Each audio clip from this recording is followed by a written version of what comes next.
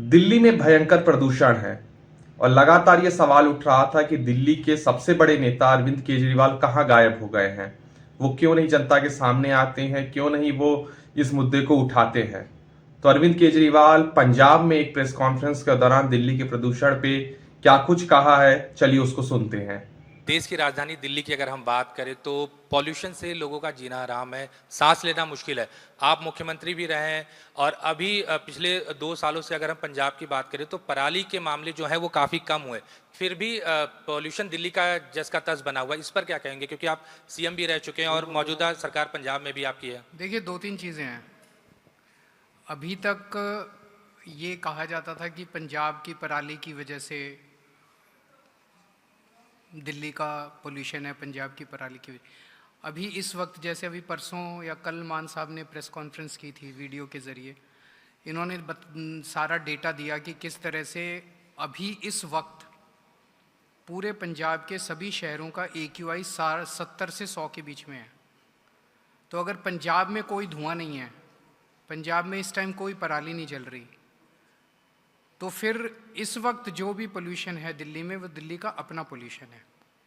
और दिल्ली को ये पोल्यूशन दूर करने के लिए दिल्ली को और केंद्र सरकार को उचित कदम उठाने चाहिए। पहला, दिल्ली ने 10 साल जब तक हमारी सरकार थी, इस दौरान इतना सीवियर पोल्यूशन कभी नहीं देखा था। अभी भी जो AQI दिखा रहे हैं, ये ऑफिशियल AQI, वो ऑफिशियल AQI भी सब लोग जानते हैं कि वो मैनिपुलेटेड है, क्योंकि अपने मीटर्स के आसपास ये लोग पानी छिड़क रहे हैं और पानी छिड़क छिड़क के नीचे ला रहे हैं। उसके बावजूद 450 क्रॉस कर जाता है, 400 क्रॉस कर जाता है, उसके बावजूद इतना हाई है। लेकिन असली में AQ देखा जाए तो असली AQI शायद 700-800 के ऊपर मिलेगा। पूरा दम घोटू वातावरण है। और उस पोल्यूशन को कंट्रोल करने की बजाय पूरा का पूरा गड़बड़ करने की तरफ उनका ध्यान है। AQI के साथ टेम्पर कर दो।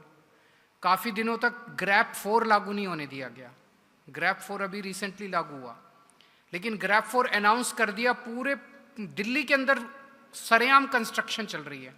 ग्रैप 4 केवल कागज़ों में लागू किया गया, असली में लागू नहीं किया गया। हमारी जब सरकार थी, हम कई कदम उठाते थे।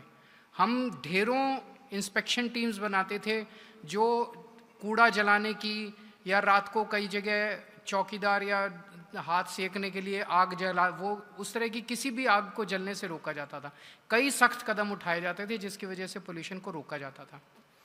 लेकिन सबसे ज़्यादा खतरनाक है केंद्र सरकार का जो रवैया है, खासकर प्रधानमंत्री का जो रवैया है। प्रधानमंत्री जी की तरफ से एक शब्द नहीं आया। जिस देश की राजधानी गैस चैम्बर बनी हुई है और उस देश के प्रधानमंत्री को प्रदूषण से कोई लेना देना नहीं है, प्रदूषण कैसे कम हो सकता है? दिल्ली का प्रदूषण तब कम होगा जब केंद्र सरकार बहुत एक्टिव तरीके से उसमें इंटरेस्ट लेगी और उसके लिए काम करेगी।